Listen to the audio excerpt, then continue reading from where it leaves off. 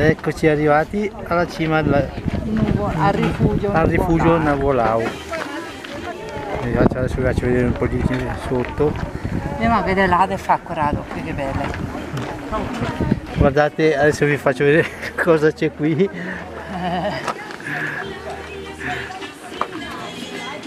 Sembra un po' di essere al mercato di Calolzio. Guardate quanta gente, però il posto è bellissimo, non impegnativo assolutamente, facile, un'ora e mezza siamo arrivati su, però qua sono furbi, fanno andare in giro un po' di profumo, ti viene subito una fame. Come vedete anche, vada pure, come vedete c'è anche il cartello là vicino, non parlate al paninaro, però il profumo lo fa, lo fa uscire, anche loro non dovrebbero andare in giro col profumo lì, perché la fame ti aggredisce.